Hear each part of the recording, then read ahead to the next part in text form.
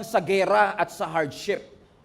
Nabagabag ang loob nitong si Daniel kasi ipinakita ng Panginoon sa kanya yung future conflict na may kinalaman sa political turmoil at may kinalaman sa military turmoil. Bagabag ang puso ni Daniel sapagkat ipinakita ng Panginoon na merong magra-rise na isang masamang leader. Na ang sabi ng maraming Bible scholar, itong masamang leader na ito is actually a foreshadow of the Antichrist. At dahil natanggap po nitong si Daniel ang isang kabagabagabag, sabi mo nga sa katabi mo, nakakapagpabagabag. Okay, dahil natanggap ni Daniel ang isang nakakapagpabagabag na vision, na merong isang masamang leader na mag-a-arise, na magkakaroon ng military conflict and military turmoil, nag-fasting si Daniel sa loob ng 3 linggo. Sabi mo sa katabi mo, mukhang hindi mo kayang maging Daniel. Sabi mo nga sa katabi mo, okay, hindi mo kayang maging Daniel. Okay? Okay? So 3 linggo, dahil na-disturb itong si Daniel, gusto niyang maliwanagan siya. Lord, may ipinakita ka sa akin, pero anong ibig sabihin nito? So dahil wala siyang understanding and wisdom patungkol sa kanyang nakita, nag-fasting siya ng 3 weeks with deep mourning, may pagluluksa, na hindi siya kumakain ng anumang karne at hindi siya naglo-lotion for 3 weeks. Yun yung concern ng marami sa inyo. Hindi yung pagkain ng karne. Yung, hindi ako makakapag-lotion for 3 weeks, Lord. Walang skincare. Oh. Noong unang panahon kasi, yun ay sinyales ng kanilang pagluluksa. Kung pamilyar ho kayo sa Middle East kasi very dry ang kanilang weather, so moisturizer and lotion is a must. Okay? Kaya pansinin niyo yung mga OFW from Middle East, ang pasalubong Jergens. Oh, kasi nga doon sa mura ho kasi sa Middle East. Dry na dry po ang kanilang weather. So to cut down story short, no? For 3 weeks, nanalangin siya, nag-fasting siya, hindi siya kumakain ng karne. And for 3 weeks, watch this, nananalangin siya sa loob ng 3 linggo, wala siyang makuwang sagot. Hindi siya aware na habang nag-aantay pala siya ng sagot, siya pala ay under ng spiritual attack. And after 21 days, wala pa rin yung sagot, pero may dumating na isang anghel. At itong anghel ng Panginoon na ito, nung ipinadala, nung nakausap si Daniel after 21 days, ang sabi sa kanya ng anghel, huwag kang mag-alala, kasi since day 1 pa lang, day 1, narinig na ng Panginoon ang iyong panalangin. Ang gandang assurance, ano? Na hindi pala porket hindi mo nakikita yung sagot, hindi sumasagot ang Diyos.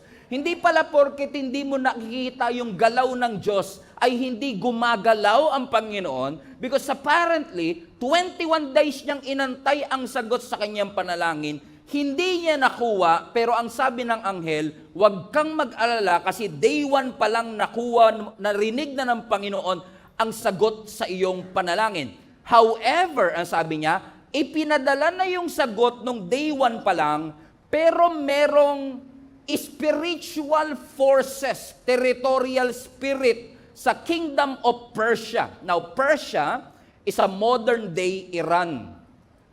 Okay? So, merong spiritual forces na territorial na kumukontrol sa mga leader ng Persia na yung answered prayer mo, hinarangan nitong mga spiritual forces na to. Kaya day 1 pa lang nasa iyo na dapat, pero dahil may spiritual force na humarang.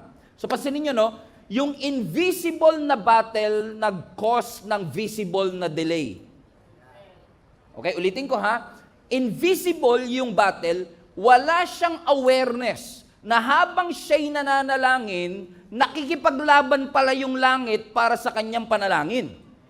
No, so ibig sabihin, yung invisible na laban, hindi niya nakikita, nagko-cause ng visible delay. Yun yung problem nating maraming Christians nowadays. Masyado tayong frustrated sa delay, hindi natin nakikita yung invisible battle. Sinusukuan mo na kasi delay, pero ipinaglalaban pa pala ng Panginoon. Come on now. Amen. Sabi mo sa katabi mo, wag mong sukuan.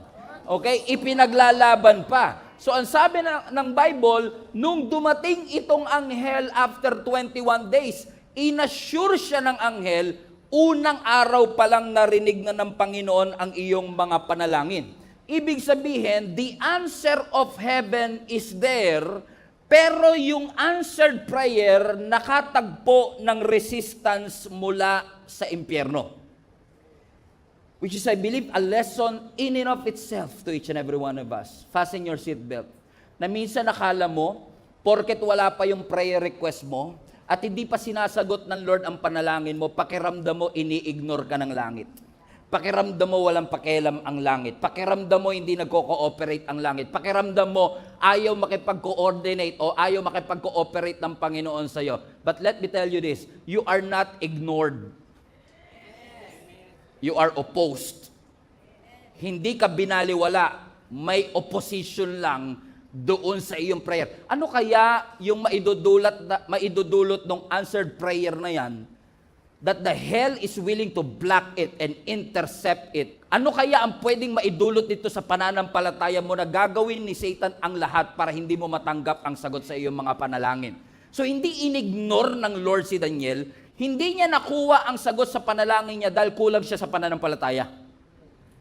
Full of faith si Daniel, he was not ignored, but he was opposed. So ibig sabihin mga kapatid, hindi lahat ng delay sa buhay mo natural. May mga delay na bunga ng opposition ng kaaway. Kaya hanggang ngayon, 5 years na, wala pa rin yung sagot sa iyong panalangin. And I can tell you this because I myself have been praying for something na pakiramdam ko long overdue na. Kasi minsan nilalagyan natin ng due date, yung due season ng Panginoon. Ang mga pangako ng Lord walang due date, pero laging may due season. Hindi mo pwedeng lagyan ng deadline ang mga pangako ng Diyos, pero ang pangako ng Panginoon, in due season you will harvest. If you don't give up. If you keep on keeping on. If you will keep on praying and persevere, ang sabi ng Scripture, you will receive it. To the point, na sabi ng Scripture, day 1 pa lang, nagpadala na ang Diyos ng anghel para sabihin kay Daniel, ito ang kasagutan sa iyong panalangin. So nagpadala ng messenger angel, unfortunately, because matindi ang answered prayer, matindi rin ang resistance. So dahil hindi pa dumarating in 3 days, nagpadala ang Lord ng another reinforcement. But this time, a warrior angel, archangel. Ano yung mga archangel is one of the most prominent angels in the Bible. Pag sinabing archangels, chief of angels. So you have to, we don't have time for theology, but you have to understand na sa langit, ang mga angel may ranking yan. So may mga messenger angel katulad ni Gabriel, pero may mga archangel, chief of angels. Ito yung mga leader of the heavenlies na warrior in and of itself. Minsan lang, kailangan lang natin tanggalin sa isip natin yung itsura ng angel. Kasi minsan, pag nakakita ka ng maganda, ang cute mo. Girl, you're my angel. You're my darling baby. Diba? Kasi pag nakakita ka ng cute, laging angel. Pero kung titignan niyo po kasi tayo pagka sinabing angel, yung naka-diaper, maliit yung pakpak, mga pang-Valentine's ba? Diba? Pero tingnan nyo sa Bible, every time makakakita sila ng anghel, napapaluhod sila, napapadapa sila sa takot. So kung hindi nakakatakot ang itsura ng anghel, imagine niyo nakita ni Moses ang anghel, sabi niya, ang cute. Hindi nga ganun. Dapat ganun ang reaction ni Moses. Pero dahil hindi cute ang mga angels, so to speak, katulad ni Lucifer, he was once an angel. Ang description ng Ezekiel sa kanya, ang kanyang katawan is made of a musical instrument. So probably may saxophone dito, may flute dito, may gitara dito, bass, we don't know. Pero definitely, nakakatakot ang kanyang itsura. So nagpadala ang Panginoon ng archangel. This is not just an ordinary angel. High ranking ito, warrior angels to fight on his behalf. Para sabi ng Scripture, after 21 days, nung dumating itong archangel na ito, si Michael, ano sabi ng Bible? Natanggap niya ang sagot sa kanyang mga panalangin. Ibig sabihin, yung sagot sa prayer ni Daniel, delayed, pero hindi denied. Based on this text, I want to show you 3 stages of an answered prayer. No? Na kahit pa tayo ay opposed and under attack, naniniwala ako na ang Panginoon is just so good that He wants to answer our prayers. Kung yan naman ay ayon sa kanyang kalooban, ipagkakaloob naman ng Panginoon. Pero ano ba yung tatlong bagay na madalas pinagdadaanan nating mga Christians bago natin matanggap ang sagot sa ating panalangin?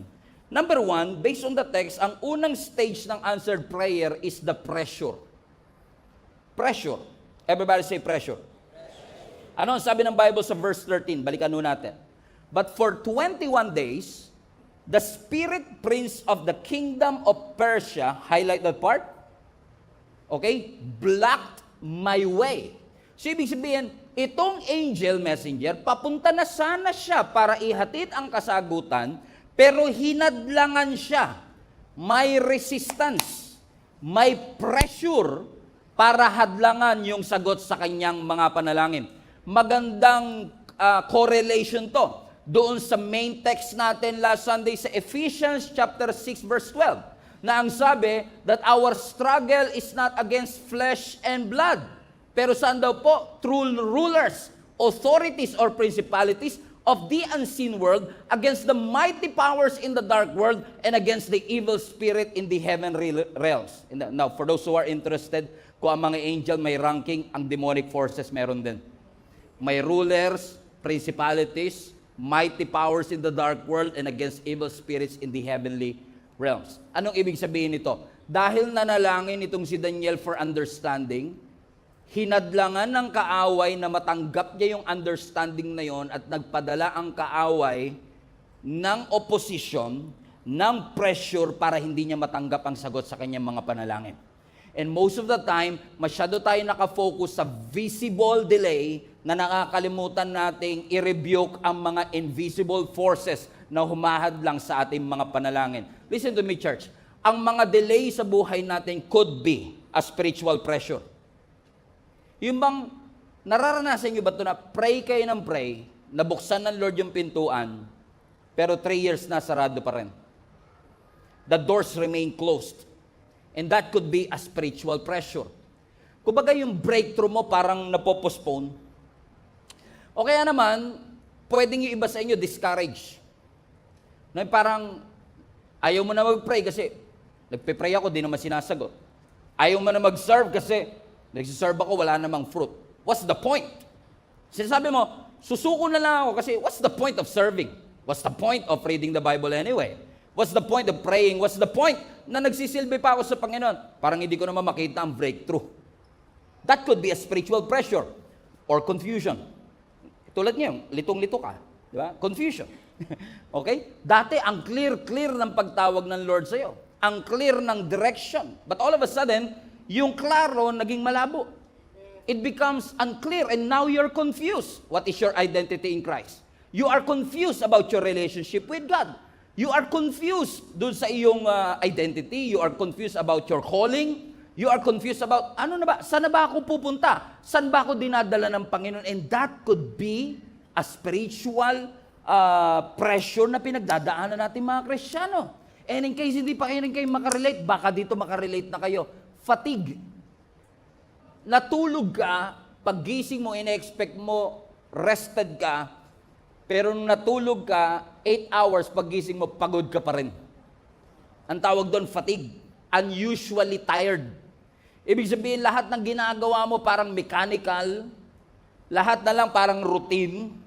You cannot seem to see anong point, anong why, anong reason ko ba ito ginagawa, na kahit maliliit na task, parang ang bigat gawin. Why? May fatigue. You are not just tired. You're fatigued and burnout. And all of these things are actually spiritual pressure na ginagamit ng kaaway para tayo ay pahintuin. Katulad ni Elijah, remember? Si Elijah, nung tinalo niya po yung 450 prophet ni Baal, na nagpababa siya ng apoy, remember that? Na buong half day, pray ng pray ito mga false prophet, walang apoy na bumagsak. Pero si Elijah, saglit lang. Kasi totoo Diyos mo, pag totoo ang Diyos mo, saglit lang talaga. No? Nanalangin siya ng apoy, bumagsak yung apoy. It was a huge achievement. It was the talk of the town, viral sa YouTube. Come on now. Okay, chinap-chap sa TikTok, viral sa TikTok, pero after ng achievement, after ng victory, asan si Elijah? A few hours later. Asan si Elijah? Nandun, burnout, depressed. At sabi niya, ako lang naman ang nag-iisang prophet na natitira pa. He was overwhelmed. He was depressed because even prophets gets overwhelmed too. Even the strong gets tired too. Hindi porket malakas, hindi napapagod. Hallelujah. Amen. Hindi porket anak ng Diyos, hindi porket anointed, ay hindi na napapagod. And that's exactly what happened to Elijah. Pero anong ginawa ng Panginoon? Amen. Imbis na sigawan siya, anong sabi ng Bible? Pinakain siya, pinagpahinga siya, and he was able to do ministry again because he was well-rested and well-fed. Sabi mo sa katabi mo, baka gutom lang yan. Okay, baka pagod lang yan. Amen? Even Jesus have gone through overwhelmed seasons sa kanyang buhay. Sino sa inyo nakakaranas kayo ng overwhelming feeling sa inyo? Na parang you feel small with this kind of task. Parang you feel weak. You feel like you don't have the education, the experience for it. Even our Lord Jesus have felt that way. On the Garden of Gethsemane, ang sabi ng Scripture, He sweats like drops of blood because of the overwhelming pressure, so to speak, na alam niyang ibebetray siya, ipagkakanulo siya ng mga taong pinag-invisan niya ng kanyang panahon. Mga taong nakasama niya. Pero tatandaan niyo to, yung simula kung saan na-overwhelm siya, ang sabi ng Scripture, dun din nagsimula ang katagumpayan ng bawat isa sa atin. Amen? Alam niyo kung bakit? Because sometimes pressures are necessary. Some pressures are necessary. Kasi ang switch ng ilaw, hindi bubukas ang ilaw pag di mo in-applyan ng pressure. So magkakaroon lang ng ilaw pag may pressure. Ang musical instrument hindi tumutugtog ng walang pressure. So may mga breakthrough sa buhay natin na hindi natin makakamit kapag di tayo dumaan sa pressure. So pressures are necessary, and in fact sometimes pressure is the only way. So sometimes we have to welcome those pressure. Even David have gone through overwhelming sense of pressure. Imagine ninyo mga kapatid, hinahabol siya ng mismong hari. King Saul was trying to kill him. And for 10 years, he was running for his life. And finally, ang sabi ng Bible, nung nasa kuweba itong si David at nagtatago dito sa hari na gustong pumatay sa kanya, he made an encouraging and inspiring statement that I want you to read. Sabi ng Psalms 142 verse 3 to 5, when I am overwhelmed, you alone know the way I should turn. Wherever I go, my enemies have set traps for me. I look for someone to come and help me, but no one gives me a passing thought. No one will help me. Anybody can relate to that? No one cares a bit what happens to me. Verse 5, and then I prayed to you, and I said, you are my place of refuge, and you are all I really want. Now listen, si David nasa kuweba, isolated, under stress, emotionally unstable, emotionally drained. At habang nananalangin siya, napatunayan natin kung kanino tayo. Kasi ang pressure, it will reveal who you are and whose you are. Hindi lang i-reveal ng pressure kung sino ka, i-reveal din ng pressure kung sino talaga ang Diyos mo. Amen? Na ang sabi ng Bible, nung na-overwhelm ako, napagod ako, hiningan ko ng tulong yung mga taong akala ko makakatulong sa akin. Nilapitan ko sila para makahingi ako ng tulong. Na-frustrate lang ako kasi people will disappoint you. Pero nung lumapit ako sa iyo, sabi niya, at sinabi ko, Lord, ikaw ang aking sandigan. You are my refuge. And na-realize ko, you are the only one that I need. Balik mo nga yung verse 5, anak. What's this? Ang sabi ng scripture, nagnalangin ako, sabi ko, you are, highlight this part, you are my place of refuge. Now listen, nasa kuweba siya at this point. Nasa cave. Literally, ang refuge niya yung cave. Yun ang nagiging shield niya para sa mga gustong humabol sa kanya. Pero hindi niya sinabing, itong cave na to ang aking refuge. No, he recognized kahit anong tibay ng cave, kahit anong tago ng cave, ang tunay na makakapagligtas sa akin, ang tunay na makakatulong sa akin, hindi yung kuweba, kundi yung mismong ating Panginoon. I don't know who is this for. Gusto ipaalala ng Panginoon sa atin, hindi finances ang tunay na kuweba natin, hindi education ang tunay na refuge natin, hindi connection ang tunay na refuge natin. Ang sabi ng Bible sa Psalms 46, God is our refuge and He is our strength. By the way, refuge, strength.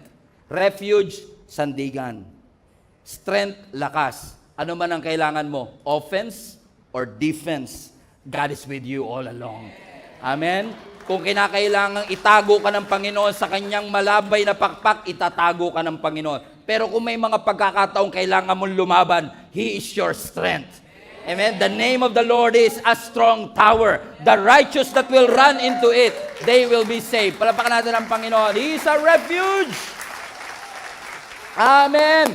Hinahabol ako ng kaaway for many years. Yung hari mismo, nakapost ang poster ko kaisahan. Kalat ako sa social media, hinahanap ako ng may pinakamataas na katungkulan sa ating bansa. And yet, ang sabi niya, alam ko Lord, ikaw ang aking tanggulan. Ano sinasabi ni David? This problem is bigger than me. But my God is bigger than this. So the storm is bigger than me. But my God is bigger than this storm. This battle is bigger than me. But my God is bigger than this storm. This mountain is bigger than me. But my God is bigger than this mountain. This burden is bigger than me. But my God is bigger than this burden. I am overwhelmed, but I'm still anointed. I am overwhelmed, but I'm still chosen. Hindi ako overloaded, overflowing ang grace ng Panginoon sa aking buhay. Palapakan natin ang Panginoon. Hallelujah! Everybody say, God is my refuge. God is my refuge. So sa mga panahon na pakiramdam mo magbe-breakdown ka na because of the pressure, tandaan mo to. What if akala mo magbe-breakdown ka na pero ang totoo nagbe-breakthrough ka pala talaga? What if lang? What if lang? Kasi alam nyo, ang mga eroplano, pasensya kayo, marami ako illustration about eroplano. Mahilig kasi talaga ako sa eroplano. Pero alam nyo, ang eroplano, pinakamatinding resistance na kukuha ng eroplano pag pa-take off na siya. Amen? This is a reminder for each and every one of us. Kapag matinding-matindi na yung pressure, baka senyalis na yan, na pangat na eh. No? Papunta na tayo dun sa next season. Kasi sa totoo lang, halimbawa ngayon, no, pag sira yung elevator, o kaya, actually, kahit hindi sira ang elevator, pag maraming umakyat, naghahagdan na lang yung iba sa inyo.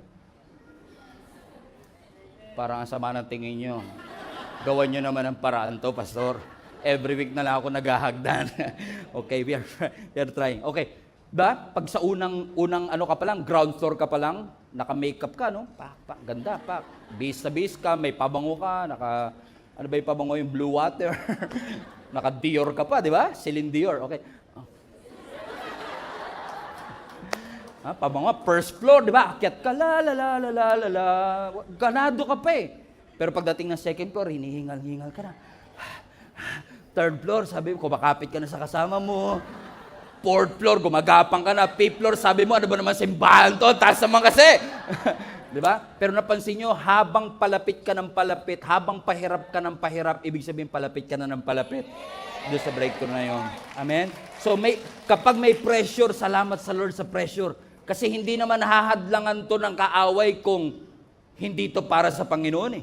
Kaya pag wala kang pressure na natatanggap, magtaka ka na rin eh. Diba? Parang, 7 years na akong masarap buhay ko ah. Magtaka ka rin nun kasi hindi ka pine-pressure, walang resistance. Kasi ang mga walang resistance, kakampiyan. So pag wala kang resistance, kakampi na yata ako ng Diablo ah. Di ba? Kasi walang resistance eh. Di ba? Oh, pero kapag ikaw ay nasa Panginoon, expect resistance. Expect some pressures. Pero hindi porket nape-pressure ka, ay hindi ibig sabihin na nasa mali ka lagi. Minsan yung pressure is an indication that you are doing the right thing, that you are on the right track. Ang kailangan lang magpatuloy tayo sa ating Panginoon. Amen? So, ang sabi ng Bible, Habang itong si Daniel ay pray ng pray, hindi niya alam may pressure pala in the heavenlies. That delayed is happening in the clouds and he doesn't even know it. Pero ang tanong, huminto ba si Daniel sa pananalangin nung walang sagot? No. Inabot siya ng 21 days. Hindi siya Actually, kung inabot ng 22, magpe-pray pa rin siya. Why? Because hindi niya hinayaan na yung kawalan ng sagot ay magbubungan ng kawalan ng pananampalataya at pananalangin. Which leads us to our second point. Sa lahat ng prayer items, sa lahat ng prayer natin, laging may pressure. Pero tatandaan nyo, ang susi dapat may number 2, perseverance. Persevere. Maging persistent. Sabi mo sa katabi mo, padayon lang. Padayon Jude. Di ba? Tuloy-tuloy, kahit mahirap. Ano sabi ng verse 12? Then he said, don't be afraid, Daniel. Highlight this part. Since the first day you began to pray. So biruin mo, mula day 1 nagpe-pray siya. Ano kanyang pinapanalangin? Gusto niya ng understanding. To humble himself before the Lord.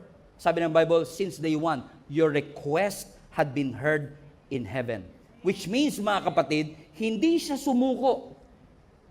He fasted, he mourned, he sought the Lord, and he kept going.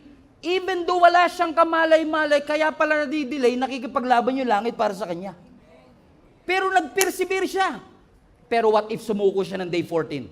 Kung sumuko siya sa pananalangin ng day 14 at sinabi niya, pray ako ng pray, 2 linggo na, wala naman. Ano pang punto na pray ako ng pray?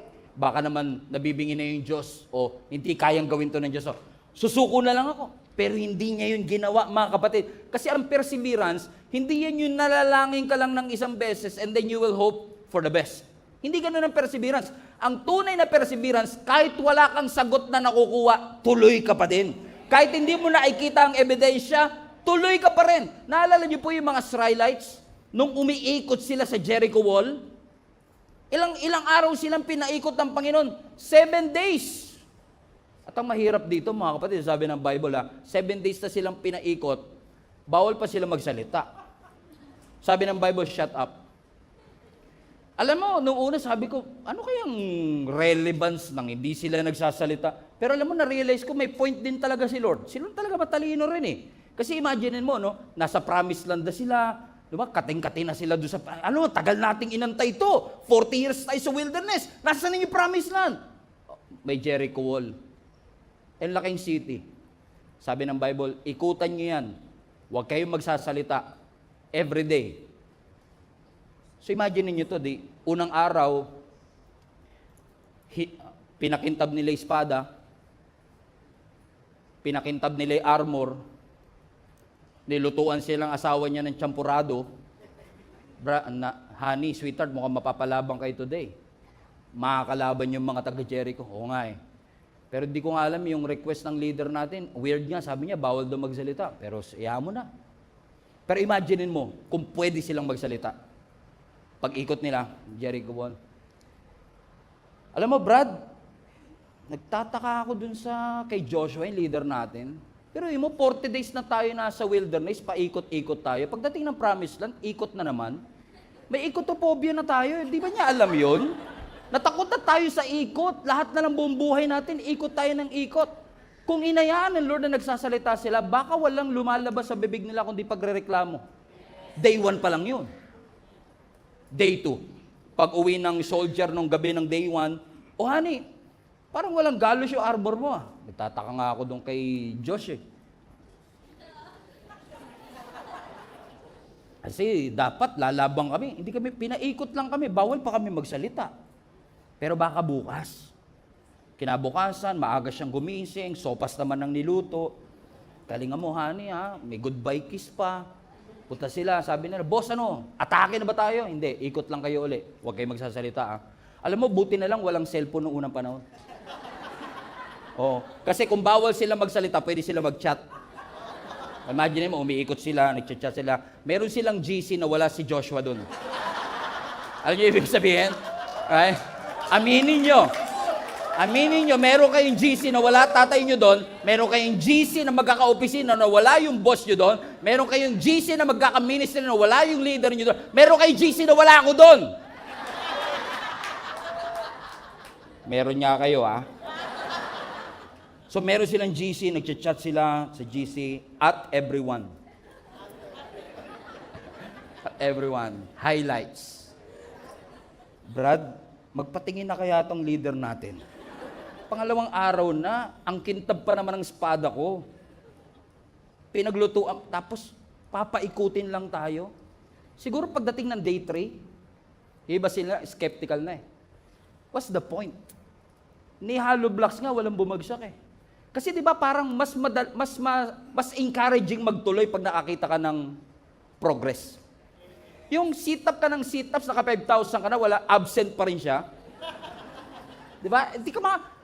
What's the point of exercising? What's the point of coming to school? What's the point of coming to church anyway? Kung wala naman ako nakikitang resulta. Pero tatandaan nyo ito mga kapatid, most of the time, progress is not obvious. Hindi porket hindi ka nakakakita ng progress, walang ginagawa ang Panginoon. Mas nakaka-encourage, pag ikot nila, may bumagsak na hollow blocks. Pero ang sabi ng Bible, bawal silang magsalita for 7 days. Pagdating ng 7th day, gising na naman sila, iba siguro babagal-bagal na sila. Hindi na napakintab yung armor. Hindi na nila ini-ready espada. What's the point, di ba? Alam ko na gagawin natin diyan. Ikot na naman tayo. Sabi ni Joshua, oh, you know the drill, guys. Ikot tayo. Shut up. Ikot na naman sila. Yung iba hindi na nag-almusal eh. Kasi sabi nila, makakabalik din kami kagad. Huwag kang maglala, iikot lang naman kami. Hindi na kailangan ng lakas, hindi na kailangan ng cereal kasi wala naman labarang mangyayari. Ikot na lang kami, umikot sila. Pagkatapos silang umikot, yung iba sa kanila nag-iwalay, bye guys, see you tomorrow. Sabi ni Joshua, wait, ikot uli kayo. 6 na beses pa. Kasi nung araw na yon, 7 beses silang pinapaikot ng Panginoon. Imagine niyo yung tumatakbo sa kanilang isip. What's the point of persevering in the first place? Wala naman ako makitang result. But you know what happened? They keep on walking. They walked anyway. And after the 7th time ng 7th day, completion. Sabi ng Bible, finally, you shout. Kaya pala pinapatahimik ng Lord yung bibig nila. Kasi gusto ng Lord i-preserve ng Lord yung boses nila para sa shouting moment na kanila. Kasi baka mamaya pag dumating na yung miracle, paus ka na. Hallelujah. And sometimes God wants you to preserve your faith, to preserve your testimony until finally when God says shout, you can always shout and thank God for what He has done in your life. So I want to encourage you today. I don't know who is this for. Kung hindi ka man makakita ng resulta, pray anyway. Nakakaramdam ka pa rin ng sintomas, pray anyway. Matindi pa rin ang luha mo, pray anyway. Nalulungkot ka pa rin, pray anyway. Hindi mo makita ang reconciliation sa family, pray anyway. I'm not praying dahil gusto ko makakita ng resulta agad. I'm praying because I trust the Lord na siya ang nagsabi nito sa akin. Okay? Ang sabi ng doktor, kumakalat pa rin ng cancer but I will pray anyway. Ang sabi ng pamilya ko, may problema ko financially but I will pray anyway. Ang sabi ng magulang ko, hindi ako makakapag-enroll next sem but I will pray anyway. Why? I want to persevere. Kasi kung ngayon ako susuko, what if sinusukuan ko yung pinaglalaban pa lang pala ng langit para sa akin? I will never allow that to happen. I will keep on praying. I will keep on persevering. I will keep on walking. I will keep on circling until I receive the blessings and the miracle of God in my life. Hallelujah. Amen. So when you pray at wala kang makitang pagbabago, huwag kang mag-quit. Hindi na de-delay ang panalangin mo dahil kulang ka sa pananampalataya. Minsan na de-delay yan kasi pinaglalaban pa. So hindi ka okay pero hindi ka nag-iisa. Amen. Yun lang kailangan na iba, pwede na umuwi. Amen? Hindi ako okay pero hindi ako nag-iisa kasi kasama ko ang Panginoon. Sa unang tingin, mukhang delay. It is delay on the outside, delayed on the outside. But God is actually developing something deep on the inside. Persevere. At dahil si Daniel nag-persevere, ang sabi ng verse 13, for 21 days, hinarangan yung aking panalangin. Huminto ba siya? No. Until finally, nung 21st day, highlight this part, Michael, one of the archangels, came to help me. Pag di ka sumuko, may pressure, nag-persevere ka, di ka sumuko, darating yung pangatlo, provision. Help is on the way. Finally, after 21 days, nakakita siya ng progress. Here comes an angel. Hindi niya nakita yung nangyayari, pero the heaven is fighting for him. Day 1 pa lang nag-dispatch na ang Panginoon ng angel messenger. But apparently, itong angel messenger, hindi makarating because he was blocked by these high-ranking demonic officials too. Kaya sabi ng Bible, nagpadala ng high-ranking din. Pasinin niyo ito, no? Humingi si Daniel ng understanding. Humingi siya ng explanation sa kanyang vision. Sabi ng Lord, dahil explanation yan, ang sagot niyan, information. So nagpadala ang Lord ng angel messenger kasi information lang naman eh. Pero nung hindi dumating yung information, nagkaroon ng intervention. Nag-intervene ang Diyos. Hindi kaya ng messenger, ipadala niyo si Michael. Which is one lang of many archangels. Ano ang sabi ng Bible? Dahil ipinadala itong si Michael the archangel, he was able to defeat, hallelujah, itong demonic forces na humahadlang sa mga sagot sa panalangin nitong si Daniel. Ano ang lesson na pinapaalala ng Panginoon sa atin? Simpleng-simple lang. Nakabantay ang langit sa iyong pananalangin. Alam ng Diyos ang status ng parcel mo, hallelujah. Alam ng Diyos na delay na yung skincare mo na pinadala mo sa Lazada. Alam ng Diyos na na-delay na.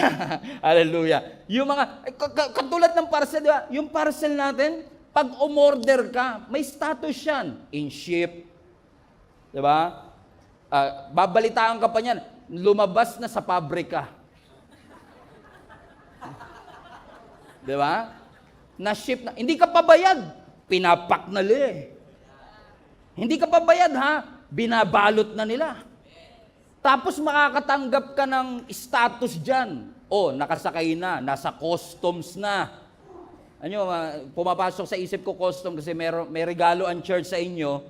Ilang buwan na, hindi pa dumarating, naiinis na rin ako kasi naka-hold sa custom.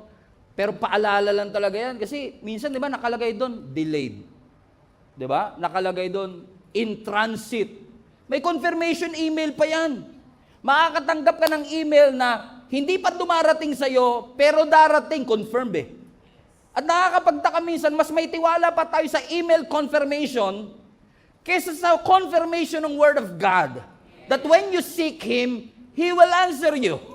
That when you call on Him, He will answer you. Yun ang email confirmation natin. Actually, hindi lang email yan, heavenly mail yan eh. Heavenly confirmation na nagsasabi sa atin, hindi mo man nakikita ngayon, sumasagot ang Panginoon. At kung sakaling ginagawa ni Satan na lahat, para hadlangan ka, may reinforcement, may provision ang Panginoon para matanggap natin yung ating pinapanalangin ko, ito'y nasa kalooban ng Panginoon. Kung kinakailangan niya mag-mobilize ng backup mula sa langit, gagawin ng Panginoon yon para sa bawat isa sa atin. Hindi lang laging immediate ang provision, pero lagi siyang sigurado. Lagi siyang sigurado. Amen?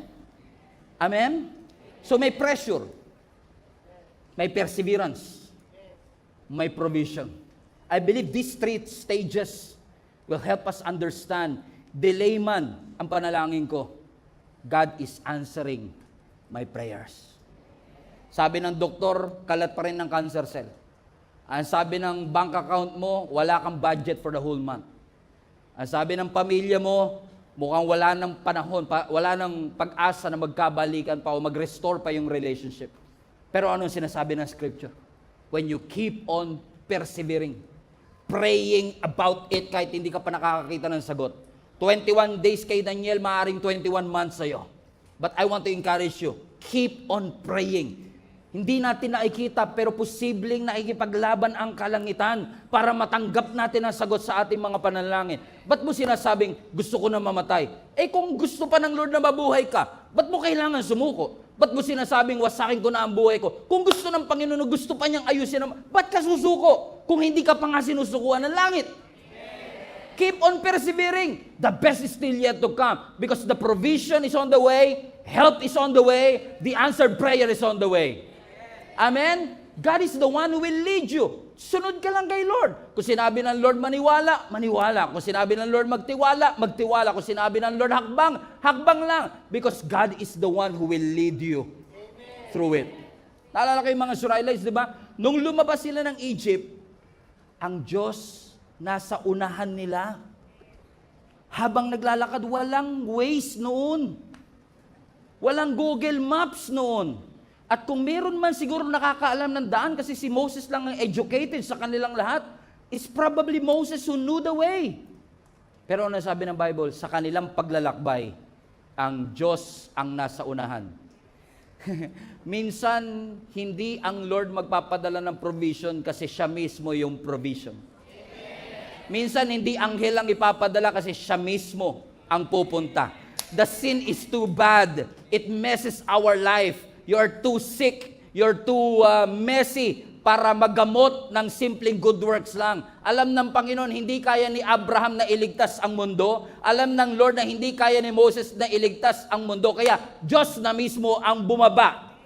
Amen. Ang sabi ni Isaac sa kanyang tatay na si Abraham, Tay, meron tayong kahoy, meron tayong apoy. Asan po yung ihahandog? Ang sabi ni Moses, the Lord Himself. Hindi, iba kasi yung the Lord will provide, sa the Lord Himself will provide. Pwede siya mag-provide through an angel. Pwede siya mag-provide through a person. Pero when God says, I myself will provide, buhay ko mismo ang ibibigay ko para sa kabayaran ng iyong kasalanan. That makes a lot of sense. And God is the one who is leading the entire nation out of it. Ano sabi ng Bible? Moses answered the people, don't be afraid. So habang ang mga Israelites naglalakbay papunta ng wilderness, nakaharap nila ang pinakamatinding blockage, Red Sea. At habang sila'y nasa Red Sea, kahit si Lord lang nasa unahan nila, pag tumitingin sila sa likod, nakikita nila mga Egyptian na umahabol sa kanila. Because apparently, itong Egyptian leader, pumayag na lumaya sila, pero nagbago ang isip, habulin natin sila. So habang sila'y nasa harap ng Red Sea, nililid sila ng Panginoon. Pagtingin nila sa likuran, nandun ang Egyptian na humahabol sa kanila. Sabi ng Lord sa kanila, Jesus is alive, Kamanaba. Don't be afraid. Stand firm and you will see the deliverance the Lord will bring you today. The Egyptians that you see today, you will never see them again. The sickness that you are seeing today, you will never see that again. Yung utang na nakikita mo ngayon, hello, you will never see that again. Sabi mo nga sa katabi mo, goodbye utang, goodbye sakit, goodbye problem, goodbye difficulty, goodbye challenge, because the Lord has promised me that the Egyptians that I see today, I will never see them again.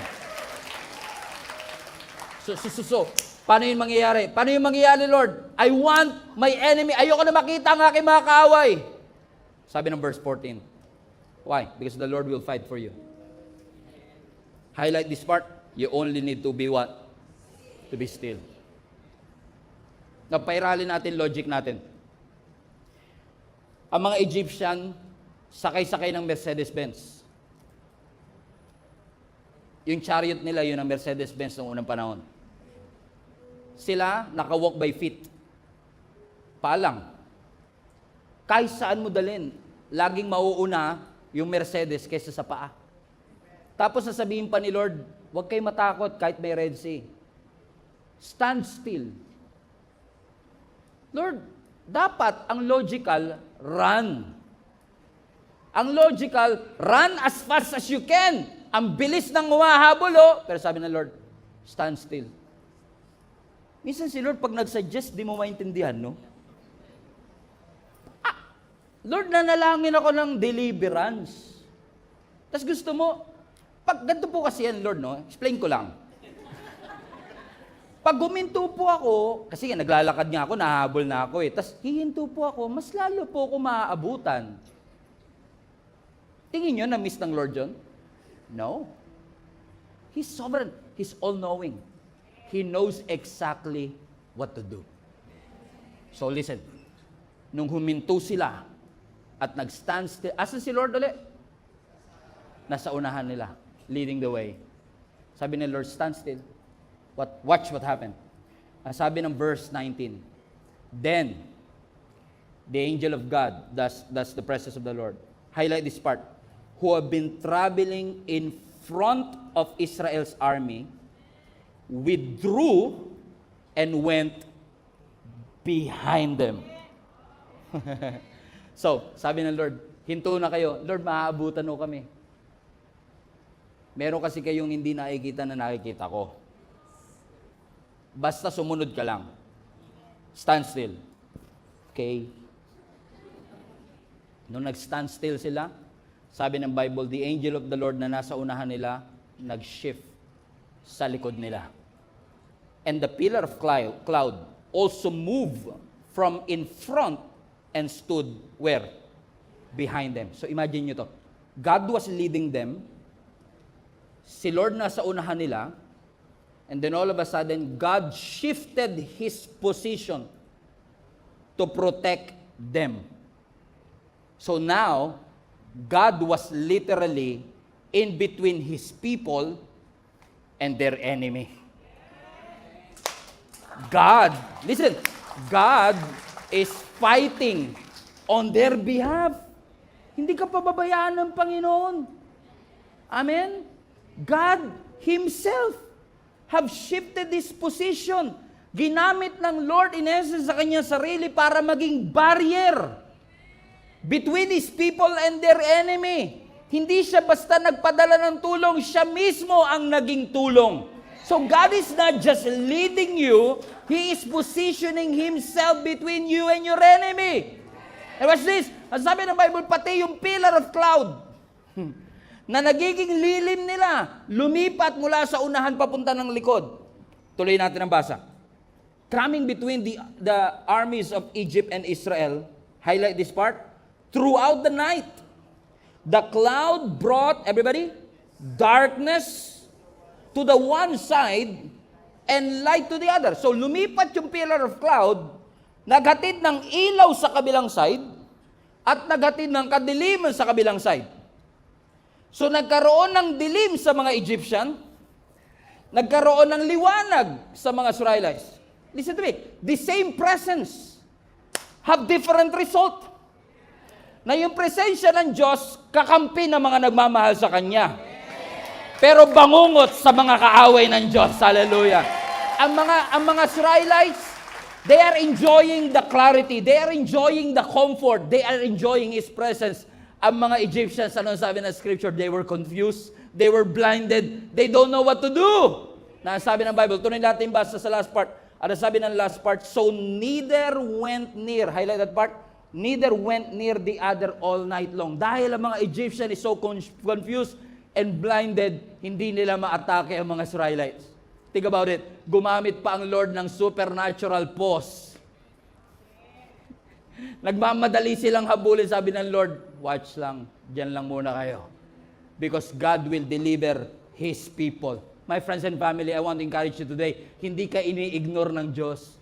Hindi ka binabaliwala ng Panginoon. Oh, amen? God wants you to follow and obey His commandments. Because if needed be, kung kinakailangan mag-shift ng position ng Panginoon, He will always stand between your enemy and His people. He will always stand between the gap of life and death. He will always stand between the gap of curse and blessing. Why? Because our God is a gracious God. He is a merciful God. And He is willing, amen, na yung delay dun sa clouds, He is willing to send a provision, a reinforcement for you to be able to experience the answer to that prayer in Jesus' name.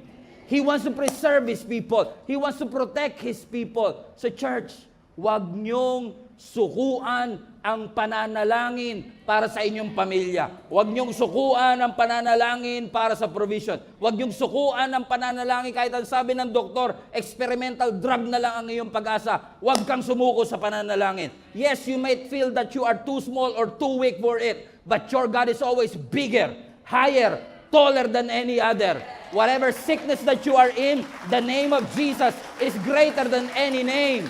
The name that is above all name. His name is Yeshua. His name is Savior. His name is Emmanuel. His name is Jesus. Hallelujah!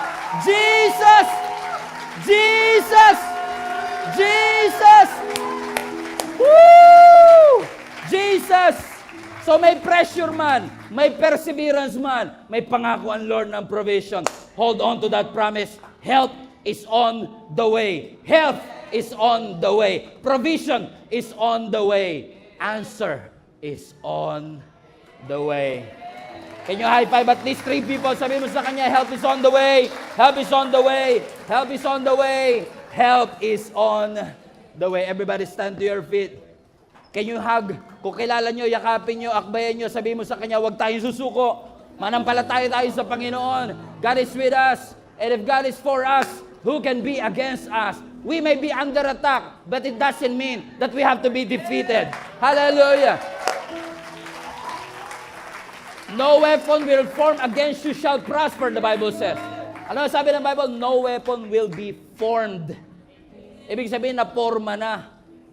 Pero kahit na-forma na, hindi ibig sabihin makakapagtagumpay. Siniraan ka nila, nilait ka nila, pinost ka nila, ang dami nilang chismis na ginawa patungkol sa'yo. Na-forma na yung kwento nila. Pero hindi porket nagkukwentuhan sila, kailangan mo mag-respond. Hindi porket pinost ka nila, kailangan mo mag-react.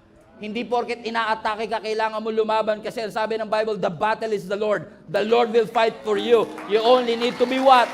To be still. Be still. Be still. Yakapin mo, katabi mo, sabi mo sa kanya, be still.